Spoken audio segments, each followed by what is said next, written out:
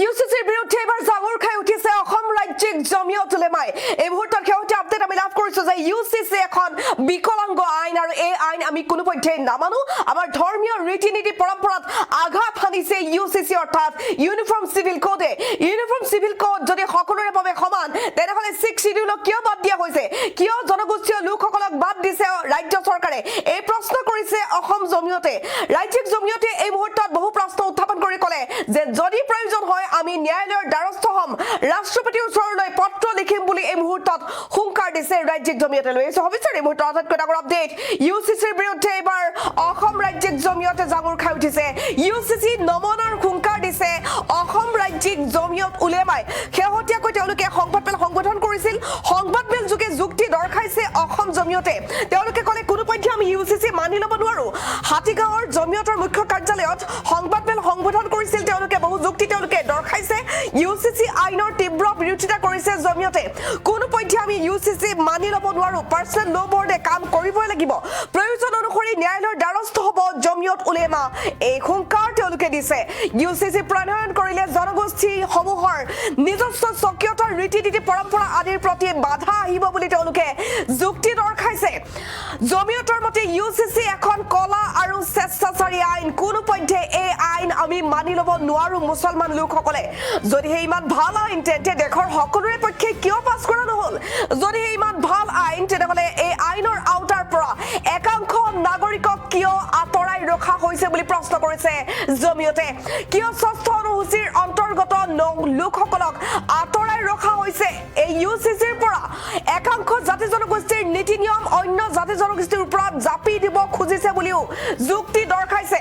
একাংশ জাতি জনগোষ্ঠীৰ ধৰ্মীয় পৰম্পৰা আৰু ৰীতি নীতিত যদি ব্যাঘাত জন্মাব বিচৰা নাই তেনেহ'লে মুছলমানৰ ৰীতি নীতিত কিয় ব্যাঘাত জন্মাব বিচাৰিছে?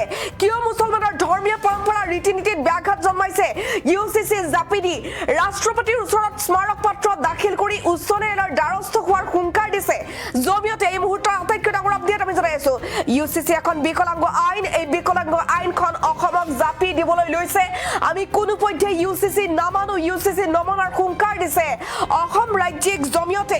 সংবাদমেল যোগে যুক্তি দৰ্শাইছে অসম জমিয়তে। এই মুহূৰ্তৰ বিগেষ্ট আপডেট। হাতীগাঁৱৰ জমিয়তৰ মুখ্য কাৰ্যালয়ত সংবাদমেল সংবোধন কৰি তেওঁলোকে বহু যুক্তি দৰ্শাইছে। ইউচিচি আইনৰ তীব্ৰ বিৰোধিতা কৰিছে জমিয়তে। ঠিক কি ক'লে আমি সংবাদমেলৰ কিয়দাংশ আগবঢ়াব বিচাৰিছো।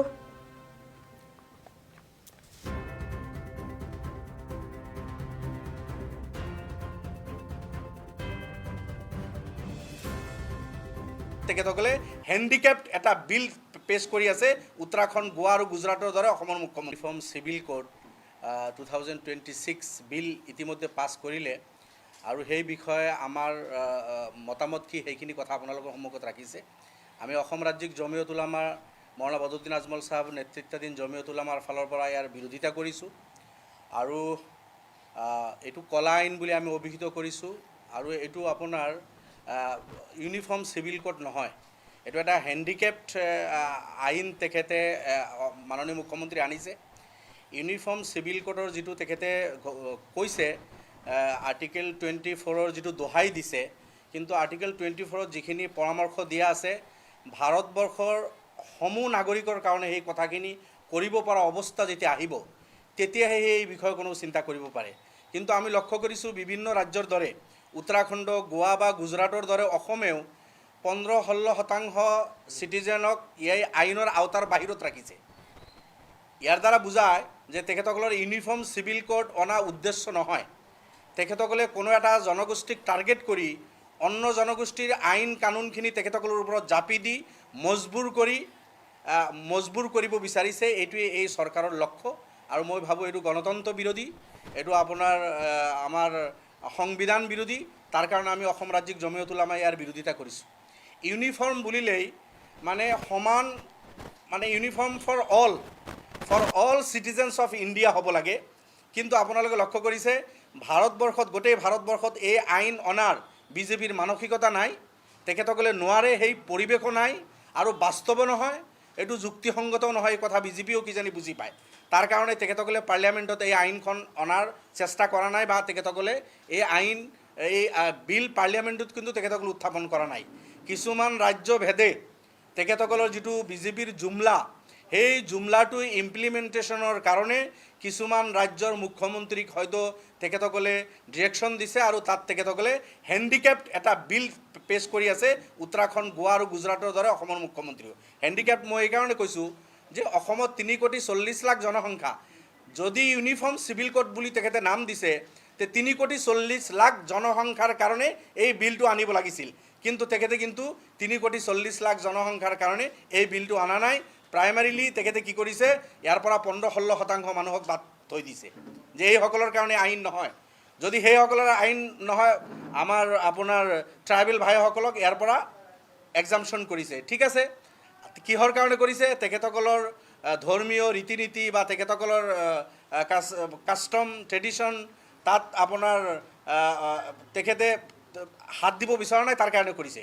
তেতিয়াহ'লে আপুনি মুছলমানৰ যি ৰিলিজিয়াছ পৰম্পৰা আছে ৰীতি নীতি আছে ইয়াত আপুনি কিয় হাত দিলে আপোনাৰ কি উদ্দেশ্য কি অসমৰ মুখ্যমন্ত্ৰী কি বুজাব বিচাৰিছে এই কথাটো স্পষ্ট হৈছে যে তেখেতে ট্ৰাইবেল ভাইসকলক বা আৰু তেখেতসকলক ইয়াৰ পৰা বাদ দি মুছলমানৰ ওপৰত হিন্দু কিছু আইন কানুন জাপি দিব বিচাৰিছে যিটো ভাৰতৰ সংবিধানেও মানে সংবিধান হিচাপেও এই কথাটো ঠিক নহয় এটা ডেমক্ৰেটিক কাণ্ট্ৰি ইয়াত প্ৰত্যেক জাতি জনগোষ্ঠী ধৰ্মাৱলম্বীৰ মানুহৰ নিজৰ নিজৰ ধৰ্মৰ ওপৰত প্ৰেক্টিছ কৰাৰ ভাৰতৰ সংবিধানে অধিকাৰ দিছে সংবিধান সেই প্ৰদত্ত অধিকাৰটো তেখেতে খৰ্ব কৰিব বিচাৰিছে যাৰ কাৰণে আমি এই আইনৰ বিৰোধিতা কৰিছোঁ আৰু এতিয়া ৰাষ্ট্ৰপতিৰ চাইন হ'ব লাগিব ছাৰ এইটো ৰাষ্ট্ৰপতিৰ চাইন এচেণ্ট হ'লেহে এইটো আইনত পৰিণত হ'ব আৰু আমি আশাবাদী মহামান্য ৰাষ্ট্ৰপতিকো আপোনালোকৰ যোগেদি আমি ৰিকুৱেষ্ট কৰিছোঁ যাতে এইটোত চাইন নকৰে যিহেতু এইটো এটা হেণ্ডিকেপ ল বনাইছে এটা জনগোষ্ঠীক টাৰ্গেট কৰি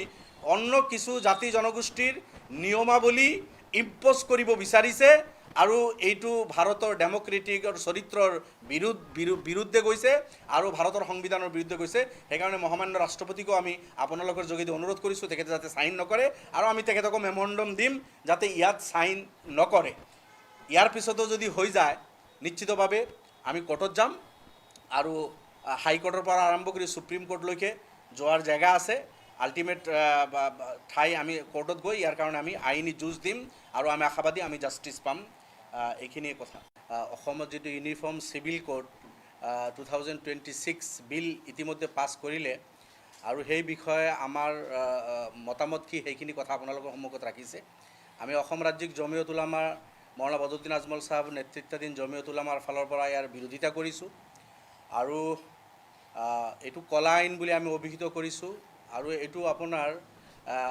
ইউনিফৰ্ম চিভিল কোড নহয় এইটো এটা হেণ্ডিকেপ্ট আইন তেখেতে মাননীয় মুখ্যমন্ত্ৰী আনিছে ইউনিফৰ্ম চিভিল কোডৰ যিটো তেখেতে কৈছে আৰ্টিকেল 24ৰ যিটো দোহাই দিছে কিন্তু আৰ্টিকেল 24ত যিখিনি পৰামৰ্শ দিয়া আছে ভাৰতবৰ্ষৰ সমূহ নাগৰিকৰ কাৰণে সেই কথাখিনি কৰিব পৰা অৱস্থা যেতিয়া আহিব তেতিয়াহে এই বিষয়ে কোনো চিন্তা কৰিব পাৰে কিন্তু আমি লক্ষ্য কৰিছোঁ বিভিন্ন ৰাজ্যৰ দৰে উত্তৰাখণ্ড গোৱা বা গুজৰাটৰ দৰে অসমেও 15-16% চিটিজেনক এই আইনৰ আওতাৰ বাহিৰত ৰাখিছে ইয়াৰ দ্বাৰা বুজায় যে তেখেতসকলৰ ইউনিফৰ্ম চিভিল কোড অনা উদ্দেশ্য নহয় তেখেতসকলে কোনো এটা জনগোষ্ঠীক টাৰ্গেট কৰি অন্য জনগোষ্ঠীৰ আইন কানুনখিনি তেখেতসকলৰ ওপৰত জাপি দি মজবুৰ কৰিব বিচাৰিছে এইটোৱে এই চৰকাৰৰ লক্ষ্য আৰু মই ভাবোঁ এইটো গণতন্ত্ৰ বিৰোধী এইটো আপোনাৰ আমাৰ সংবিধান বিৰোধী তাৰ কাৰণে আমি অসম ৰাজ্যিক জমিয়ত উলামা ইয়াৰ বিৰোধিতা কৰিছোঁ ইউনিফৰ্ম বুলিলেই মানে সমান মানে uniform for all citizens of India হ'ব লাগে কিন্তু আপোনালোকে লক্ষ্য কৰিছে ভাৰতবৰ্ষত গোটেই ভাৰতবৰ্ষত এই আইন অনাৰ বিজেপিৰ মানসিকতা নাই তেখেতসকলে নোৱাৰে সেই পৰিৱেশো নাই আৰু বাস্তৱ নহয় এইটো যুক্তিসংগতও নহয় এই কথা বিজেপিও কিজানি বুজি পায় তাৰ কাৰণে তেখেতসকলে পাৰ্লিয়ামেণ্টত এই আইনখন অনাৰ চেষ্টা কৰা নাই বা তেখেতসকলে এই বিল পাৰ্লিয়ামেণ্টত কিন্তু তেখেতসকলে উত্থাপন কৰা নাই কিছুমান ৰাজ্য ভেদে তেখেতসকলৰ যিটো বিজেপিৰ জুমলা সেই জুমলাটো ইমপ্লিমেণ্টেশ্যনৰ কাৰণে কিছুমান ৰাজ্যৰ মুখ্যমন্ত্ৰীক হয়তো তেখেতসকলে ডিৰেকশ্যন দিছে আৰু তাত তেখেতসকলে হেণ্ডিকেপ্ট এটা বিল পেছ কৰি আছে উত্তৰাখণ্ড গোৱা আৰু গুজৰাটৰ দৰে অসমৰ মুখ্যমন্ত্ৰীও হেণ্ডিকেপ্ট মই এইকাৰণে কৈছোঁ যে অসমত 3,40,00,000 জনসংখ্যা যদি ইউনিফৰ্ম চিভিল কোড বুলি তেখেতে নাম দিছে তে 3,40,00,000 জনসংখ্যাৰ কাৰণে এই বিলটো আনিব লাগিছিল কিন্তু তেখেতে কিন্তু 3,40,00,000 জনসংখ্যাৰ কাৰণে এই বিলটো অনা নাই। প্ৰাইমাৰিলি তেখেতে কি কৰিছে, ইয়াৰ পৰা 15-16% মানুহক বাদ থৈ দিছে যে এইসকলৰ কাৰণে আইন নহয়। যদি সেইসকলৰ আইন নহয়, আমাৰ আপোনাৰ ট্ৰাইবেল ভাইসকলক ইয়াৰ পৰা এক্সামশ্যন কৰিছে। ঠিক আছে, কিহৰ কাৰণে কৰিছে? তেখেতসকলৰ ধৰ্মীয় ৰীতি নীতি বা তেখেতসকলৰ কাষ্টম ট্ৰেডিশ্যন তাত আপোনাৰ তেখেতে হাত দিব বিচৰা নাই, তাৰ কাৰণে কৰিছে। তেতিয়াহ'লে আপুনি মুছলমানৰ যি ৰিলিজিয়াছ পৰম্পৰা আছে, ৰীতি নীতি আছে, ইয়াত আপুনি কিয় হাত দিলে? আপোনাৰ কি উদ্দেশ্য? কি অসমৰ মুখ্যমন্ত্ৰী কি বুজাব বিচাৰিছে? এই কথাটো স্পষ্ট হৈছে যে তেখেতে ট্ৰাইবেল ভাইসকলক বা আৰু তেখেতসকলক ইয়াৰ পৰা বাদ দি মুছলমানৰ ওপৰত হিন্দু কিছু আইন কানুন জাপি দিব বিচাৰিছে, যিটো ভাৰতৰ সংবিধানেও মানে সংবিধান হিচাপেও এই কথাটো ঠিক নহয়। এটা ডেম'ক্ৰেটিক কাণ্ট্ৰি, ইয়াত প্ৰত্যেক জাতি জনগোষ্ঠী ধৰ্মাৱলম্বী মানুহৰ নিজৰ নিজৰ ধৰ্মৰ ওপৰত প্ৰেক্টিছ কৰাৰ ভাৰতৰ সংবিধানে অধিকাৰ দিছে। সংবিধান সেই প্ৰদত্ত অধিকাৰটো তেখেতে খৰ্ব কৰিব বিচাৰিছে, যাৰ কাৰণে আমি এই আইনৰ বিৰোধিতা কৰিছোঁ।